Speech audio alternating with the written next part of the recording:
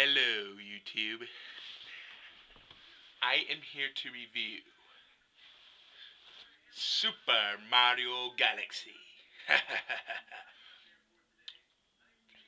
Anyway, I'm here to review the 2007 Super Mario Galaxy. Some people might call it the sequel to Super Mario Sunshine. However, I kind of disagree since there are different elements in the game. Well, I will tell you the storyline of the game. Let's see. Let's look at the difference between this one and the other ones. Hmm. Yeah. So basically, this one, I don't know. Bowser, of course, kidnaps Princess in the castle, but wait, it gets a little bit different. And this one, every 100 years, there's this magical star meteorite storm, which afflicts the castle into space. Now Bowser's not only trying to take over the world, but the entire galaxy. Okay, so it wasn't the best of stories, but I'm not a big fan of the storyline. You know what I'm saying? I mean, but yeah, that's the storyline. So Mario has to save the entire galaxy. Okay. Now, anyway, that was just about the most boring story ever. But looking through the instruction book, let's see if they got a better version of it. Let's see. Oh yeah, Rosalina's the keeper of the Comet Observatory, and Polar and Loomis and all the Loomis are like her friends. Really little stars are gonna turn into the galaxy one day. Aren't they so little cute? They're naughty. They're so cute. And then, dear Mario, I'll be waiting for you at the castle on the night of the Star Festival. There's something I'd like to give you from Peach. Of course, it's a cake. This is just a bunch of stupid crap. Okay, I want to talk to you about the controls. The control. Well, how about I tell you about the gameplay first? The gameplay is extremely similar to Super Mario 64 and Super Mario Sunshine. I mean, they are almost identical. Okay, only now you get the nunchuck to move. Okay, use the nunchuck to move. Use the A button to jump. Well, actually, wait. Do you use the A button to jump? Yeah, you use the A button to jump. Well, anyway, and then you do all your flips and weird things with the control stick. You know how it all worked if you played Super Mario 64 or Super Mario Sunshine, one of them two. Anyway, yeah, that's pretty much it. But this one's got a lot better controls because of the camera. It's like an automatic camera instead of this piece of shit camera that the Lakitu films you. I mean, come on, that was a piece of shit in Super Mario 64 and Super Mario Sunshine. Well, Super Mario Sunshine is, had the worst camera ever. But anyway, yeah, it's a lot better. You'll get used to them, believe me. I want to talk to you about something about the gameplay.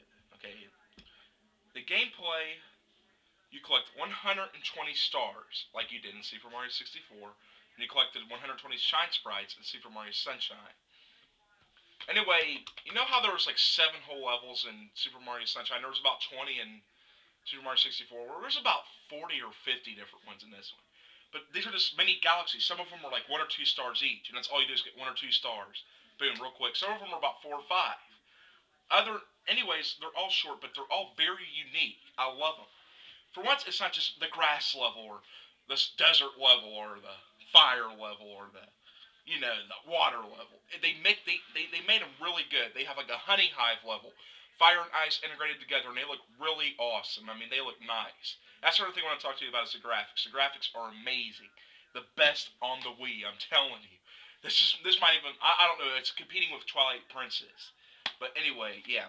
Amazing graphics, probably one of the best Mario graphics I've ever seen. Right up there with Luigi's Mansion on the GameCube. So yeah, the graphics are it just astounded me.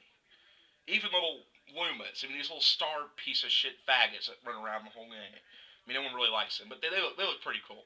And some people think the Rosalina lady looks hot. I'm not into cartoon characters. I don't jack off to that shit. But anyway, I'd rather look on Asparate or something. But anyway, that's not the point. The point is the game's got amazing graphics. Difficulty, that's something I want to talk to you about. The game really is too easy to beat. You only have to get, I think, 60 or 70 stars to get to the last boss. But it's really not that tough. You see, it just isn't. I mean, the stars are way too easy. You get these amazing power-ups like Ice Mario, Fire Mario. I mean, you get Spring Mario. He's like a little bouncy spring. I mean, it's really fun. But I think it's just a little bit too easy. Oh, you'll have a lot of fun soaring through space on these little stars. Oh, that's another thing I want to talk to you about the gameplay. There's some levels where you can't fall off the edge. You just go around upside down. It's like a three-dimensional awesome camera, man. It's so awesome. That is really cool. And then you jump from like planet to planet. I mean, it's so cool. It's like the gravity's all screwed up. But it was a little bit too easy. Now here's the catch. If you remember right, I said it's too easy to beat the game, just beating the last boss. Now getting all 120 stars will be proven to be extremely challenging. There are some stars that will kill you. You get these things called comet stars, and it's like collect 100 purple coins or Daredevil, you have to complete this entire level without taking 1% damage. Yeah, that's when it gets very tough. And there are some stars that will drive you insane. And then after you get 120 stars, there's a secret at the end I'm not going to tell you about, but it might piss you off. Or it might keep you motivated to keep playing. Yeah! So anyway, the boss fights are really fun. I mean, extremely fun. I mean, you can't get any more fun than the boss fights. I mean, they're fun. They're not too hard. There's one challenging boss, but it really Bowser's really fun to fight too. I mean, you have to fight him and Baby Bowser in almost every single galaxy. So that's really cool. What else do I need to talk to you about this game? Peach is a whore. We all know that. Bowser's a backstabbing bastard. Um, Rosalina's kind of weird. She's one of the newer characters, and the newer characters in Mario games aren't cool. And she just kind of stands there and looks at you. And that's another thing. If you don't like wordy games, this is your mirror. This is it. This is God for you. Because this game barely has any text in it at all. I mean, it's the exact opposite of Super Paper Mario if you've played that. Text, text, text, text. This has no words. No, you don't hardly ever read in this game. It's more of a just action do it game. I mean, you just go out and do it. Some people ask if it's somewhat similar to Paper Mario. No, it's not. It's almost a complete opposite game. Jeez. The originality of the game kind of it's not very original. Like okay, like how could I put it? It's very similar to Super Mario 64 and Super Mario Galaxy or Super Mario Sunshine, but Super Mario Galaxy is a little bit different. Sure, you do collect 120 stars. Sure, you have the exact same moves with the controller and do all these side flips and stuff. But it's a little bit different because you get a lot more new power ups. The levels are completely different, and like I don't know, it's just you'll see what I'm talking about. And then the gameplay is different because you soar through space.